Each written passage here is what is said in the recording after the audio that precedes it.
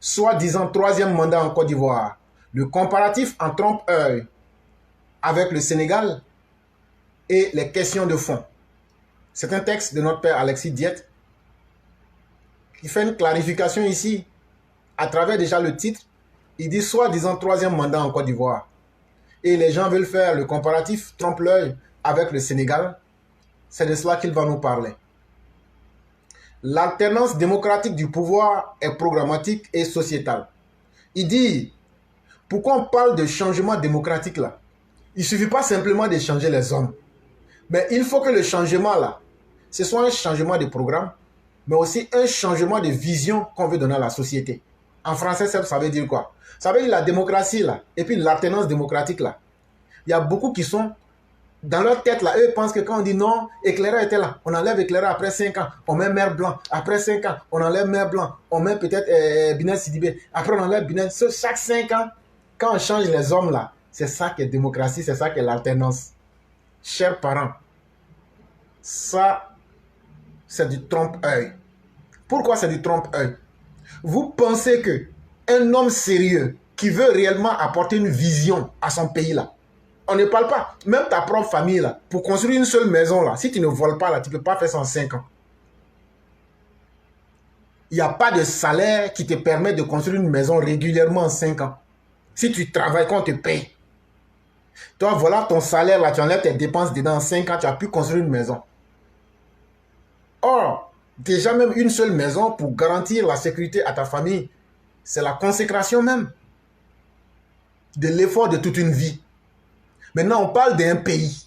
Pour maintenant développer tout un pays là, on dit non, il faut donner 60 mois à quelqu'un, 5 ans. Lui, il va venir, il va faire des grandes choses et puis il va partir. C'est faux. En réalité, là, les Occidentaux nous ont eu dans cette histoire d'alternance démocratique là. En fait, c'est chaque 5 ans pour que chacun vienne voler avec son groupe. Chers parents, changer chaque fois 5 ans là, ou mettre 2 mandats là, c'est une manière de dire, si moi mon groupe vient en vol pendant 10 ans là, on quitte là, l'autre groupe vient là, eux volent. Parce qu'en 10 ans on ne peut rien faire. Mais si on ne peut rien faire, on ne va pas arrêter de dire aux gens de payer les impôts. On ne va pas dire aux gens d'arrêter de payer les taxes. On ne va pas dire aux entreprises de s'arrêter. On va donc prendre les taxes, la mettre dans nos poches et puis quitter. Si les gens nous demandent même, on n'a pas eu le temps. Est-ce qu'en 5 ans là, toi-même qui es fervent adepte des 5 ans là, toi-même dans 5 ans, quand tu vas venir là, tu es sûr que tu peux travailler pour que le peuple dise, lui là vraiment il a bien travaillé. Le père Alexis nous dit, il faut que ce soit clair dans la tête des uns et des autres. Quand les Blancs parlent d'alternance démocratique là, eux ils ont mis 700 ans, souvent 800 ans pour pouvoir arriver à ce niveau-là. Et eux ils veulent vous imposer ça. C'est comme un enfant qui est encore dans le ventre de sa maman et puis qui veut déjà commencer à courir. Non, l'environnement n'est même pas adapté. Il faudra d'abord qu'on ait les mêmes référentiels, si je puis me permettre. Il faudra qu'on ait les mêmes atouts avant de pouvoir faire des comparaisons. Mais malheureusement, beaucoup d'Africains se sont laissés berner par cela. Et donc, prenons un pays où il y a toujours, chaque 5 ans, des changements, mais il n'y a pas de changement de programme politique. Et donc, il ne peut pas avoir de changement au niveau même de la société. Donc, c'est une alternance vide et inutile. Elle n'est ni ethniciste, ni personnaliste. Et il dit aussi que le changement là, on ne doit pas le mener sur la base de faire venir son ethnie au pouvoir pour dire voilà, c'est le tour des Djoula maintenant. Quand on va travailler au pouvoir maintenant là, c'est les Djoula là, c'est eux qui sont là maintenant. Ou bien hier, c'était les BT, avant ça, c'était les Baoulés. Il dit si on veut faire les alternances, en ce moment on ne parle plus d'alternance démocratique, on va parler d'alternance ethnique. Ou bien encore, il dit qu'il ne faudrait pas qu'on fasse l'erreur de faire des alternances en tenant compte des personnes. Et ce qu'il a dit ici, personnalistes, c'est-à-dire les individus. Il faut que moi je revienne au pouvoir. Mais moi qui vais venir au pouvoir là, j'apporte quoi? Non, j'apporte moi-même. Moi-même là, je suis qui? Non, je suis Laurent Gbagbo. Et puis c'est fini. Mais on s'en fout de toi 1000 fois. On s'en fout de toi le ver de terre. Ver de terre pourri, on s'en fout de toi. C'est ce qu'on t'explique. On n'a pas besoin de la beauté. Allez dire à Ouattara qu'il n'est pas plus beau que nous parce que nous on est plus jeunes que lui. Mais là, si les gens, si tout le monde sort pour dire on aime Ouattara là, en réalité, c'est son programme et puis son travail. Sinon, la Ouattara là, on va l'aimer pourquoi? On va l'aimer pourquoi? Est-ce qu'il y a un pacte d'amour entre nous? Ou bien est-ce qu'il y a un pacte d'immortalité qui fait que il sera éternel. Non. Mais c'est parce que son travail a fini par nous dire c'est l'homme qu'il fallait. Et c'est ça, c'est de ça que l'Afrique a besoin, des gens qui peuvent travailler, des gens qui ont une personnalité qui peut faire progresser notre société. Et ça, c'est pas en 5 ans. Même pour avoir le bac là, ça te prend, je crois, pratiquement presque la moitié de la vie pour certains. Quand tu commences du CP1, on ne te donne pas CP le même jour. Il faut d'abord faire, je crois, 6 ans. La vie là, c'est des étapes. Un état, ça se construit par étapes. Ceux qui sont en train de crier aujourd'hui en Côte d'Ivoire, 3e mandat, 4e mandat là, si vous avez fait un peu, si vous avez fait ne serait-ce que la moitié de la moitié, dont je parle ici de un quart du travail que Ouattara a fait là, on pouvait demander à Ouattara vraiment, comme les autres aussi ont fait aussi là, il faut quitter, ils vont venir encore faire un peu. Mais c'est Ouattara seul qui était obligé de corriger vos erreurs et puis maintenant de nous projeter dans le futur. Comment vous pouvez dire à une telle personne de quitter? Donc le temps que vous n'avez pas travaillé là, nous on va donner ça à Ouattara. Quand vous dites que Ouattara va quitter en 2070, là, il faut qu'on vous explique très bien. Et ça, c'est nous les plus généreux. Sinon, il y a des radicaux, il y a des gens qui sont plus radicaux que nous. Eux, ils disent que Ouattara ne quitte plus. Vous, de 1993 jusqu'au 11 avril 2011, quand vous cumulez ça, je crois qu'on se retrouve autour de 18 ans. 18 ans n'est rien foutre. 18 ans n'est rien mettre en plus de ce qui a été fait. 18 ans à tirer le pays vers le bas. Les 18 ans là, que vous n'avez rien fait là. Comme vous êtes des vauriens là, on va prendre les 18 ans là. Et puis Babo, Ouattara a gagné en octobre. Tu as volé, je crois. Attends, on va compter même d'abord, s'il vous plaît. Les élections sont finies, on a annoncé les résultats. Quand on a annoncé les résultats là, novembre, décembre, janvier, février, mars, avril, tu as volé 6 mois. Pour être plus précis, tu as volé 5 mois, 11 jours à Ouattara. On va ajouter ça dessus. Sur les 18 ans que vous les deux vauriens, toi et puis Bédier là, Babo et puis vous n'avez rien fait là. On va ajouter ça. Donc ça va faire 18 ans, 6 mois, 11 jours. Donc comme ces trucs là, nous-mêmes on va mettre Bassou dessus. On va arrondir ça à 20 ans. Donc là, après 2025 là, vous allez payer le crédit que vous devez à la Côte d'Ivoire. Et c'est ça qu'on va, c'est là qu'on va plus parler des mandats. Ça c'est maintenant chose là, Bassou, que vous devez payer. Ça va, on va recorriger vos erreurs là. Donc apprêtez-vous. Après 2025 là, c'est un direct, il n'y aura plus d'élection jusqu'en 2045. Quand on va finir de corriger complètement maintenant, on va demander à Ouattara, est-ce que tu es fatigué? S'il dit qu'il n'est pas fatigué là, on va dire bon viens, allons-y. Si vieux dit qu'il est fatigué, on va lui demander c'est où qui te fait mal. Ah non, vous savez, quand tu deviens vieux là, il y a courbature, sinon ma tête là, ça va. Nous-mêmes, on sait ça vient. C'est bon. C'est à cause de ça, on est derrière toi. Mais il faut nous dire les courbatures, les parties qui te font mal, là, il faut nous dire, ah bon, c'est au niveau du coude là, bon, c'est au niveau du genou là. On va demander, tu veux pas fauteuil roulante? Il va dire, mais vous savez que moi, je suis un homme élégant. On m'a dit, viens, on sait. Mais attends. C'est nous, on t'a demandé, non. Si fauteuil roulant peut faire le travail là, nous, on va te pousser. 1, Walter est là. Lui, il est prêt à faire le travail gratuitement. 3, si c'est pour aller payer les médicaments là, moi, je suis champion dans ça. Si c'est pour veiller sur toi pour que tu prennes tes médicaments là, viens, je suis trop rigoureux. Je vais te faire prendre tes médicaments. Donc, viens, tu peux aller encore. Donc là, ce n'est même plus à toi de décider. Donc, quand on va finir 2045 là, la question qu'on va poser au président, on ne veut pas trop de réponses. Il n'a qu'à nous dire seulement les genoux avec les parties qui lui font mal là. Souvent, même, on peut mettre chose. Il y a un produit ici là. Moi-même, je vais partir à ça en Côte d'Ivoire. On va frotter ça. Et puis, on va le remettre en pied même. Et puis, on va continuer. C'est là que vous allez voir que dans le pays là, il y a garçon et puis il y a garçon. Elle est aisée et naturelle dans un état multi-ethnique et multiconfessionnel, quand la citoyenneté prévaut sur l'ethnicité et sur le communautarisme, et quand un changement de gouvernement, du fait de cette prévalence, n'ouvre pas le danger politique absolu, consistant en ce que des forces extrémistes s'emparent du pouvoir d'État, divisent intérieurement le peuple, provoquent le chaos politique et désintègrent la nation. Il dit, à partir du moment où on comprend que l'alternance, ce n'est pas de faire venir des gens sans programme, sans vision, des gens qui ne viennent pas pour faire l'apologie de leur ethnie ou même de leur personne.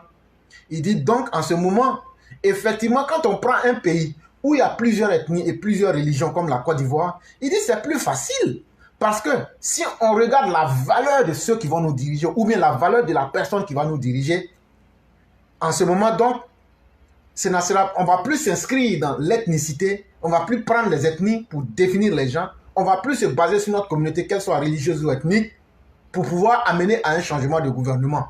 Parce que si on fait cette erreur-là, on ouvre la porte à des extrémistes comme Laurent Gbagbo, comme Henri Konan Bédié, comme Guillaume Soro, comme Charles Blé Goudé, comme Simone Evé Gbagbo et bien d'autres. Et quand ils vont venir là, leur force pour pouvoir exister, ça sera de diviser intérieurement le peuple en disant ceux-là sont bons, ceux-là ne sont pas bons. Ça va provoquer le chaos. Ça veut dire quoi? Ceux qui ne seront pas contents là, ils vont recréer une nouvelle rébellion. Ils vont venir, puis on va détruire le pays, puis on va s'asseoir pour regarder. Dans les vieilles démocraties, la France en est une, des fronts républicains, l'Allemagne en offre l'exemple, se constitue à cet effet pour empêcher que l'alternance du pouvoir se fasse au profit des forces politiques extrémistes, l'extrême droite et l'extrême gauche. Il dit, les Blancs, les Français qui disent qu'on n'a qu'à faire changement chaque 5 ans, mais chaque 10 ans là, il dit chez eux-mêmes là-bas là, eux ils font leur changement, mais dans leur changement là, ce qu'ils ne nous expliquent pas là, mais qu'eux-mêmes ils font dans leur pays là, c'est que quand on prend le cas de la France ou même de l'Allemagne là, eux aussi là, ils ont leurs gens comme les Gbagbo là, les extrémistes là, les Marine Le Pen, l'extrême droite, l'extrême gauche, ils ont leurs extrémistes aussi qui sont là-bas. Mais qu'est-ce qu'ils font? Ils ont créé le Front républicain en France, et aussi, quand on regarde aussi du côté de l'Allemagne, eux aussi ils ont créé d'autres structures là-bas pour empêcher que ces partis ou ces personnes extrémistes là puissent prendre le pouvoir. La solidité des institutions et la conscience de citoyenneté du peuple veillent à la tempérance du pouvoir et à sa limitation légale quand survient cette catastrophe politique. Il dit donc, grâce à ces fronts qui sont créés contre les extrémistes, il dit, quand tu vas dans les pays comme l'Allemagne et la France, là, eux, ils ont des institutions qui sont fortes, mais ils ont aussi des citoyens qui ne tiennent pas compte des particularités ethniques ou bien de leurs avantages personnels. On met d'abord l'avantage de la communauté du pays en avant.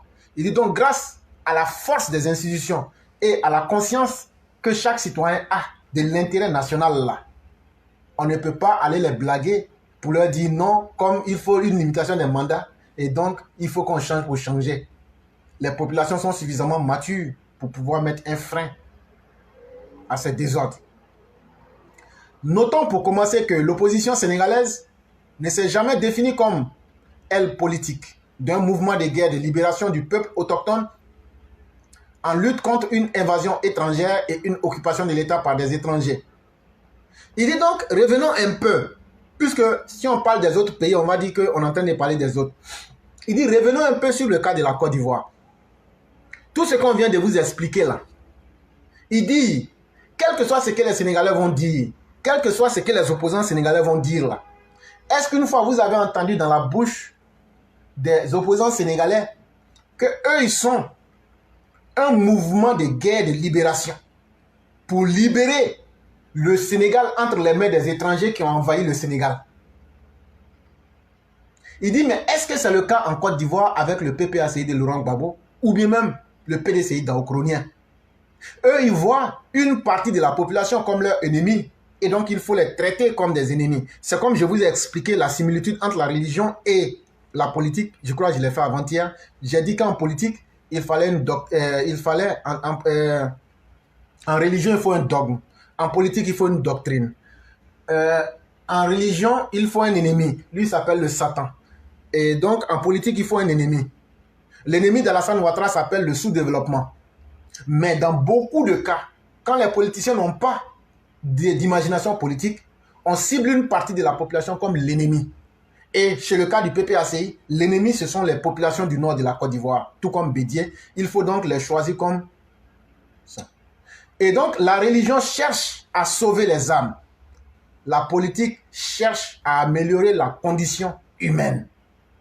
Ainsi de suite, on aurait pu faire la similitude. Mais toujours est-il que vous comprenez bien ce que je veux dire.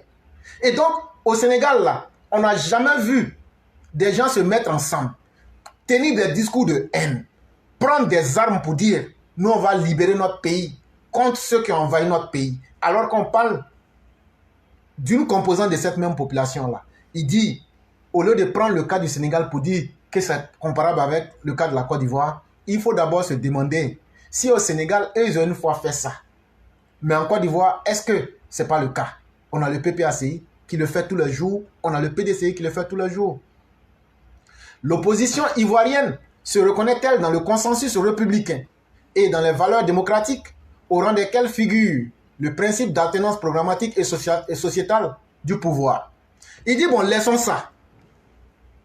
Il dit, prenons maintenant l'alternance en lui-même. Alterner, ça veut dire changer, tourner, aller, quelle que soit la définition que vous allez donner. Donc, quand on dit changement, alternance, il dit, mais prenez tous les opposants ivoiriens là. Quand ils parlent de changement, là, mais est-ce qu'un jour, il y a un seul parti de l'opposition, que ce soit le PDCI, le PPAC, le PIT, le MGC, le COGEP, le tout, même le parti même des petits Seydou là, comment on appelle ça? Voilà, tout ça là. Est-ce qu'il y a un qui est venu une fois pour vous dire, nous on veut le changement parce que voilà le programme qu'on a et voilà ce qu'on veut apporter à la société pour qu'il y ait changement? Il n'y a aucun parti qui l'a fait à part le RHDP. Avec quel programme économique, social et politique national alternatif, l'opposition ivoirienne et ses deux figures emblématiques, M. Laurent Gbagbo et M. Henri Konan Bédié, entendent-ils diriger la Côte d'Ivoire? Est-ce qu'il n'est pas temps, toi, Ivoirien, que malgré tout le bruit qui s'est fait, Alassane Ouattara, quand il s'est présenté, il a dit, voilà mon programme. Chaque 5 ans, il vous montre des livres-programmes. Est-ce qu'il n'est pas temps que tu demandes aussi à Bédié, à Gbagbo, bon, vous voulez nous diriger là-haut, ça sera avec quel programme économique? Alassane Ouattara le fait avec un programme libéral, mais en incluant un peu de socialisme là-dedans. Maintenant, vous-même là, vous allez faire ça avec quoi? Parce que vous avez déjà essayé le socialisme, là, ça n'a pas marché. Bédié lui-même là, il n'a aucun programme économique. Lui, il est derrière, lui, il est comme ça dans le vent là-bas. Bon, prenons le programme social. Aujourd'hui, là, quand je te parle des filets sociaux, c'est Alassane Ouattara qui l'a fait. Quand je te parle aussi de la gratuité ciblée, c'est Alassane Ouattara qui l'a fait. Quand je te parle aussi de l'électrification villageoise avec les compteurs à 1000 francs, c'est Alassane Ouattara qui l'a fait. Quand je te parle aujourd'hui de beaucoup de programmes, c'est sous le régime d'Alassane Ouattara qu'on a su qu'on pouvait électrifier les villages et donner les compteurs aux gens à 1000 francs. Même si dans la faisabilité, il y a des questions discutables. Mais au moins là, on en a entendu parler et on en a vu. On a vu ici le président, dès qu'il a pris le pouvoir, il dit, les femmes enceintes là, faites de façon que ce soit gratuit. La gratuité ciblée. Même le sang là, non seulement ils ont mis le prix à 3 000, mais même quand tu n'as pas les moyens là, on te donne ça gratuitement. Et c'est ça qu'on appelle le programme social. Est-ce que vous avez vu une fois Bédié mener un seul acte social pour les Ivoiriens? Non. Est-ce que Laurent Gbagbo, quand les gens lui ont dit on ne se soigne pas dans les hôpitaux, on meurt, il dit je m'en fous. Je n'ai pas d'art pour produire de l'argent. Si vous ne partez pas au travail, je vous chasse. Et il a même tué des gens à Yopougon. Et donc des gens qui ne sont pas capables, qui n'ont pas d'idéologie politique, qui n'ont pas de programme économique, qui n'ont pas de plan social, et donc qui n'ont pas d'alternative politique pour les Ivoiriens. Est-ce que ces gens-là, même quand eux parlent d'alternance-là, est-ce que ça les ressemble? Est-ce qu'ils n'ont pas honte? Est-ce que vous, leurs militants, vous n'avez pas honte? Parce qu'il ne suffit pas de parler pour parler. Il faut parler en ayant de la graine dans ce qu'on dit. La remobilisation des vieilles, anciennes identitaires, exclusionnistes d'épuration ethnique et confessionnelle, de réappropriation du foncier rural et du pouvoir d'État par des soi-disant autochtones, n'appelle pas à une alternance démocratique du pouvoir, mais à sa restitution aux besoins par la guerre civile, aux soi-disant représentants lignagés autochtones du peuple du terroir. Il dit donc, quand on voit ces mêmes personnes dire « on va arracher la Côte d'Ivoire pour remettre aux vrais Ivoiriens, abattre les étrangers », il dit si c'est ça qu'on appelle l'alternance politique là, alors il faut s'apprêter pour la guerre civile. En tout cas, il faut dire les choses clairement. Dans cette Côte d'Ivoire là, Les exemples sont là-haut. Hier, je vous ai dit, il y a eu les attaques des Diapé, il y a eu la rébellion des Diapé, il y a eu la rébellion du Saint-Louis, il y a eu la rébellion du Guébié. Donc, rébellion, il y a eu aussi rébellion du 19 septembre 2002. Donc, plus personne n'a honte de faire rébellion. Et donc, là, si c'est pour refaire guerre civile, là, tous ceux qui vont mobiliser les vieilles rengaines exclusionnistes, non, vous, là, comme on ne vous aime pas là, vous ne voulez pas nous permettre de diriger là, donc vous n'êtes pas ivoiriens là. Ceux qui ne sont pas ivoiriens là, ils vont aller faire guerre civile contre vous. Et donc, toi, tu ne vas pas pouvoir diriger aussi.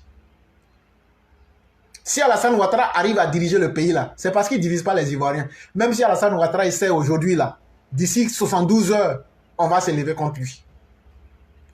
Il n'y a aucun dirigeant qui pourra diriger ce pays là si tu ne traites pas la Côte d'Ivoire en fonction de son hymne national. Pays de fraternité, d'hospitalité, promise à l'humanité. Toi, tu vas exclure quelqu'un, en ce moment, il faut le transformer en mouton devant nous. Si toi, la Côte d'Ivoire, là, pays de prospérité, promise à l'humanité, là, si toi, tu veux traiter un Ivoirien pour dire qu'il n'est pas Ivoirien, là, c'est qu'il faut le transformer en même temps en oiseau. Là, on va l'égorger pour le manger. Sinon, là, ils vont se mettre ensemble et puis on va gâter ton pouvoir 1000 fois. Qui que tu sois. Ce n'est pas le cas au Sénégal. J'ai vécu durant 5 ans en ce pays et je l'ai constaté de visu, où le débat politique et sociétal est centré sur le problème de la corruption et sur la problématique de la redistribution. Au plus fort de sa contestation contre le président Macky Sall, M. Ousmane Sonko n'a jamais appelé au renversement du Alpula, du ressortissant d'une minorité ethnique qu'est M. Macky Sall. Et donc il dit, lui-même là, le père Alessi Diet là, vous savez que c'est un grand universitaire, hein, je vais trahir aussi un secret. Le père Alessi Diet, voilà, je vais trahir un secret. En fait, c'est lui qui a formé Franklin Nyamsi. Alexis Diet dont on vous parle là. Demandez à Franklin Nyamsi s'il connaît Alexis Diet. Il ne peut pas lever la tête devant le vieux. Quand on dit le nom là, les gens s'amusent. Mais c'est un intellectuel plein. Un intellectuel accompli qui est là. Les textes qu'il écrit là, ce n'est pas parce qu'il supporte Ouattara. Hein. Il est en train d'aider la Côte d'Ivoire. Parce que ce qu'on est en train de dire là, si tous les politiciens se comportent comme ça là, la Côte d'Ivoire est sauvée. Mais comme nous, on n'aime pas entendre, on n'aime pas écouter là. On aime suivre les gens qui veulent nous mettre dans le vent là. C'est ça qui est notre problème. Sinon, celui qui a formé le grand professeur Francky de Bamenda là, il s'appelle M. Alexis Diet. Si je mens, M. Alexis Diet, quand je vais finir là, je vais poster ça là, et puis je vais poster sur ta page. Vous allez écouter. Prenez le soin de poser régulièrement une plainte contre moi. Francky de Bamenda, tu vas entendre. Tu peux aussi poser une plainte contre moi. Et donc, je suis sûr que c'est dans le cadre de ses études universitaires, en tant qu'enseignant, il dit qu'il a passé 5 ans au Sénégal là-bas. Il dit, même si vous voulez maintenant là, allumer votre télévision, allez regarder ce qui m'énerve chez les Sénégalais. La seule chose qui m'énerve chez les Sénégalais là, c'est qu'eux parlent dans leur langue là, nous on ne comprend pas. Sinon, à part ça là, la Côte d'Ivoire n'a rien. La Côte d'Ivoire a tout à copier du Sénégal. Quand tu allumes leur télévision là, ils touchent des vraies thématiques. Ils abordent les problèmes, mais tout est fait en Wolof. Nous on ne comprend pas ça. Sinon là, vraiment ils abordent les vraies questions de société, les vrais débats. Nous on est là, c'est le connerie qu'on monte sur RTI. C'est la bêtise humaine qu'on fait. La promotion sur nos différentes chaînes. Mais il dit, malgré tout ça là, même quand Ousmane Sonko était opposé à Macky Sall là, est-ce qu'on a entendu quelqu'un parmi les Sénégalais dire il faut s'attaquer à un autre Sénégalais, là le bonheur du pays va venir. Alors qu'en Côte d'Ivoire c'est devenu un jeu, il faut qu'on tue l'homme du Nord pour que le bonheur vienne. Vous avez tué ça, est-ce que ça a apporté le bonheur? Non. Mais vous ne voulez pas changer, vous ne voulez pas prendre conscience.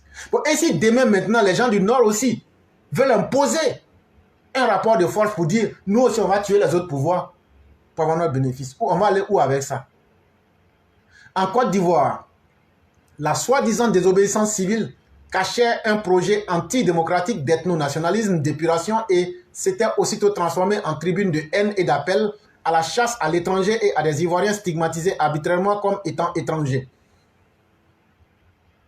Le père Alexis Diède nous dit qu'en réalité, la désobéissance civile que vous voyez là, ce n'était pas seulement ce que vous avez vu, mais c'était dans l'idéologie. Il y avait quelque chose qui était caché. C'est que c'était une machine qui était mise en place pour s'aimer la haine contre les étrangers et puis contre les Ivoiriens du nord de la Côte d'Ivoire. En réalité, la désobéissance civile là, si elle marchait et que ça prenait là, vous alliez entendre à chacun son djoula ou bien à chacun son homme du nord. Ça aussi, parce que vous voyez, faisons très attention. Moi, je ne peux pas dire que je suis un intellectuel. Nous, on n'est pas là à l'école. C'est ce qu'on nous a toujours... C'est le tampon qu'on a mis sur notre front. Il n'y a pas de problème. Mais ceux qui sont là à l'école, quand eux parlent, là, nous, au moins, on les suit. Et donc, nous, on est devenus mieux que les arrogants qui sont allés à l'université, qui ont eu des doctorats, mais ces doctorats n'ont rien servi et eux-mêmes n'ont rien servi à leur pays. Mais nous qui suivons les grands hommes, là, on peut expliquer et réinterpréter. C'est ça l'avantage de nous autres qui sont les assidus au Mandrasa ou bien au Doumakran. Toujours est-il que, à la lumière de la critique intellectuelle, on sait aujourd'hui qui est intellectuel et qui ne l'est pas. Sinon, on vous invite tous les jours ici, jusqu'à vos professeurs, mais on ne voit personne venir. Donc là, le monde entier sait aujourd'hui là qui est intellectuel et puis qui ne l'est pas. Un intellectuel, c'est celui qui propose un contenu. Soit ce contenu-là va te permettre d'évoluer, ou bien tu vas contester ce contenu-là pour alimenter le débat. Ça, on parle d'un intellectuel qui fait de la production. Et donc, il dit, si la désobéissance civile avait marché et avait atteint son paroxysme, la prochaine étape, c'était de dire, on va tuer le maximum d'étrangers et on va tuer aussi beaucoup de gens du Nord pour les décourager à être dans la politique. Et c'est ce que je dis aux Ivoiriens qui sont originaires du Nord. Intéressez-vous à la politique plus que jamais. Parce que l'homme Alassane Ouattara, ce n'est pas seulement les 5-10 ans qui va passer à la tête, mais c'est l'exemple qu'il est venu s'aimer. Il a décomplexé l'homme du Nord pour dire, tu vaux mieux que tous ceux qui t'ont critiqué auparavant. Toi, l'homme du Nord qui avait été dit, qui n'était pas là à l'école, qui était un bouvier, qui ne devait être qu'un faire-valoir, Alassane Ouattara est venu là casser tous ces codes-là. Donc à partir d'aujourd'hui, vous ne pouvez plus dire que vous ne pouvez pas faire de la politique autant que nos frères du Sud, de l'Est, de l'Ouest et du Centre. La soi-disant désobéissance civile, entre guillemets, contre le soi-disant troisième mandat du président Alassane Ouattara en octobre 2020, fut motivée par un désir d'alternance oligarchique et ethniciste du pouvoir au profit d'Henri Konan Bédié, qui reprit ses thématiques identitaires habituelles, une soi-disant invasion de la Côte d'Ivoire par des étrangers et une soi-disant appropriation du pouvoir d'État par des étrangers et appela à la guerre civile. Il dit en réalité, la soi-disant CNT là, qui ne voulait pas d'un soi-disant troisième mandat d'Alassane Ouattara, il dit, ce qu'ils avaient voulu installer, le prestige que Bédié avait, puis il a perdu là. Parce que Bédié, pour lui, le pouvoir, c'est quoi? Le pouvoir, c'est la puissance que j'ai de jouir de la vie. Parce que moi, Bédié, je n'ai jamais payé 1 kW de courant. Je n'ai jamais payé 1 mètre cube d'eau. Je paye les vins les plus chers que je bois. J'ai les cigares à l'unité qui me coûtent 75 000 francs CFA. Ça, c'était l'ancien prix, s'il vous plaît. Je ne connais pas avec l'inflation aujourd'hui ce que ça coûte. Et je n'ai jamais travaillé avec mes 10 doigts. À 27 ans, j'ai volé plusieurs milliards dans plusieurs structures de l'État que j'ai pillées. J'ai ravagé le Nord et je me suis proclamé milliardaire. Je ne sais pas ce qu'on appelle la vie, encore qu'elle soit dure. Et donc, il faut qu'on me maintienne comme un bébé. Il faut qu'on me maintienne des tuyaux de l'État. Et tous mes désirs doivent être réalisés. Et donc, c'est l'oligarchie. Et c'est ça qui les fait mal. Pourquoi on est venu, Alassane Ouattara est venu démonter cette oligarchie-là, mais qui est basée aussi sur un aspect tribal et ethniciste. C'est fait aussi, pour se maintenir là, il faut que son ethnie soit là autour de lui pour l'encourager dedans. Et si toutes les 60 ethnies de la Côte d'Ivoire doivent encourager leurs parents, ça devient comment? Ça devient de la guérilla et du désordre et du chaos. Il dit tout ça c'est fait. C'est pourquoi en 2020, vous avez entendu Bédié dire, Non, en France, là-bas, là, et ce sont les Maliens et les Burkinabés qui sont allés faire meeting du RHDP.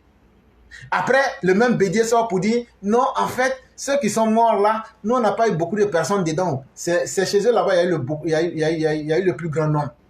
Et donc, la mentalité, c'est que les gens ne veulent pas vous dire là, nous, on vous dit ça clairement. Parce que ce que quelqu'un pose comme acte, si on n'a pas le courage de le dire, comment les gens vont comprendre? Et si les gens ne comprennent pas, comment ils peuvent prendre position? Et si on ne prend pas position, comment on peut avoir des gens pour lutter contre ces malfaiteurs? Il y a des gens naturellement qui sont faibles. Mais ceux qui ont de la consistance et qui avaient vu la guerre civile, et c'est ce que nous autres on avait vu. Et c'est ça qui a été à l'origine même de la présence d'éclaireurs pro-vérité sur la toile. Je vous le dis, si en Côte d'Ivoire aujourd'hui, les hommes politiques s'assagissent, on ne menace plus une population. Nous autres, on n'a plus de raison d'être sur la toile. Et c'est ça même notre souhait, que les hommes politiques enlèvent le discours identitaire dans la politique et la violence. S'ils enlèvent ces deux facteurs-là, moi je vous dis le lendemain, là, nous on lave nos mains, le temps qu'on vous consacre ici, là, on s'en va pour faire peut-être, même si c'est pour faire un deuxième boulot, ou bien bon, nous on aime beaucoup la vie, hein, voilà. Voilà. Donc on peut au moins prendre des vacances. Mais quand tu es là, que tu vois le danger venir là, en ce moment-là, c'est pas n'importe qui pouvait voyager. Quand il y a eu les attaques de Kafolo là, je suis sorti. Quand j'ai entendu quelque chose, je suis venu aux États-Unis ici, malgré qu'il y avait le travel ban. Je suis venu aux États-Unis, j'ai dit je vais venir chercher ceux qui ont fait les attaques de Kafolo là. Et puis j'ai donné les informations aux autorités. Je l'ai fait. Et puis on a lutté ici ensemble contre Henri Konan Bédier et la bande du CNT. Parce qu'en toile de fond là, nous on voyait l'objectif réel. Il y a eux-mêmes qui l'a dit, que même s'il faut aller à une guerre civile sur une chaîne étrangère, qu'eux sont prêts à ce que les Ivoiriens meurent, mais qu'ils ne vont pas reculer. Mais en ce moment, vous cherchez le pouvoir pour qui? L'alternance du pouvoir est facile dans un pays dont toute la classe politique est rassemblée dans le consensus républicain. Il dit, pourquoi on dit qu'il y a changement de régime, ou même chaque 5 ans on n'a qu'à quitter, ou même chaque 10 ans là. Il dit, c'est seulement facile dans un pays où les hommes politiques même là, ils s'entendent sur un minimum. C'est-à-dire, il faut l'intérêt du peuple. Il faut qu'on respecte les lois. Et il faut que la violence ne s'inscrive pas dans la politique. Parce que maintenant que vous jurez par la violence là, bon, quand vous avez fait les rapports de violence, aujourd'hui la Ouattara au pouvoir, Laurent Gbagbo, lui qui croit à la violence là, on a cassé sa gueule. Comme disait quelqu'un que j'ai frappé la nuit là, en pleine journée là, je te frappe encore. Quelqu'un qu'on a frappé au 11 avril 2011 là, même le 11 avril 2025, on te frappe à nouveau. Et c'est ce que je vous ai dit. On est même devenu plus aguerri à vous mater. Donc, tu peux prospérer avec ta violence, mais quand tu découvres plus violent que toi, c'est ce jour-là que tu vas comprendre que ta violence, là, elle ne va pas prospérer. Et donc là, moi, je ne le cache pas. Tout le monde sait. Moi-même, j'aime la violence. Sincèrement. Parce que pour dire... Parce que souvent, là, ça permet d'aller très vite. Ce sont les faibles ou bien ceux qui ne s'assument pas. Non, la violence n'est pas une bonne chose. Non, non, non. Toi aussi, un grand garçon comme ça, tu t'en vas t'attaquer à un gamin. Mais est-ce qu'on a besoin de te dire que la violence est une mauvaise chose? C'est comme un lion qui se respecte, qui s'en va manger des oisillons pour laisser l'oiseau mère qui est là. Non. C'est celui qui dit que lui, il a confiance à la violence là. Bon, moi, j'ai dit, moi, j'aime la violence. Moi, éclaireur pro-vérité, j'aime ça. Donc, s'il y a un autre vrai garçon dans votre camp là, lui aussi qui aime violence là, voilà, c'est nous deux là, quand on se confronte là, là maintenant, c'est là maintenant on voit qui est qui. C'est deux on parle, sinon on ne parle pas des pauvres populations civiles et autres. Non, non, non, on n'a rien à voir avec ces personnes là. Mais chez Gbagbo, il y a des gens qui aiment violence. Bon, moi-même là, j'ai dit dans ma bouche là que j'aime la violence. Donc on fait comment? Il va falloir un jour tôt ou tard qu'on se confronte. Donc, le jour qu'on va se rencontrer là, c'est là on va voir qui est qui. Mais nous, on va vous mater. Même en rêve, dans la réalité, même au monde parallèle, on vous bat dans la violence. Donc là, vous criez là, on vous regarde, on vous attend. Toute la classe politique sénégalaise est unie dans le consensus républicain. Il dit, contrairement à la Côte d'Ivoire, là, les Sénégalais, là, qu'ils soient opposants ou au pouvoir, là, ils ont un idéal, là, c'est que les règles de leur pays, là, les règles de leur république, là, ils ne les violent pas. Tu n'entendras pas un Sénégalais dire, toi, tu n'es pas Sénégalais ici. Il faut quitter dans notre pays, tu es un étranger. Toi, tu n'es pas des sources multiséculaires. Non. Les Sénégalais n'ont jamais fait ça. C'est pourquoi ils sont différents. Et donc, quand deux choses sont différentes, là, comment vous arrivez à les comparer? C'est comme quelqu'un qui veut comparer l'eau et le feu. Tu vas faire ça comment? Et donc, faisons attention. Il ne suffit pas de voir ce qui est bien chez les autres et puis le souhaiter et l'appliquer chez soi. Il faut toi-même aussi regarder tes défauts. Elle est périleuse dans un État multiethnique et multiconfessionnel, en voie de construction nationale, où sévissent encore les forces ethno-nationalistes qui menacent constamment de faire basculer le pays dans le chaos et la guerre civile, en accédant au pouvoir d'État. Il dit donc, tant qu'en Côte d'Ivoire, on aura les forces ethno-nationalistes comme Laurent Gbagbo, comme les gens qui sèment la haine et qui veulent diviser les Ivoiriens, et ils utilisent ça comme un modèle pour dire non, nous on est venus pour, en tout cas c'est le temps des Baoulés, ou même c'est le temps des Djoula. Il dit tant que vous allez vouloir construire une nation sur ça là, vous allez inscrire votre pays dans le chaos, dans la guerre civile comme au Rwanda, et ça ne pourra jamais finir parce que chaque ethnie va se replier sur elle-même pour répéter le même modèle. La lecture des problématiques électorales dans les États multiethniques et multiconfessionnels postcoloniaux doit se faire à partir d'une casuistique politique. Et donc c'est un texte de notre père Alexis Diette.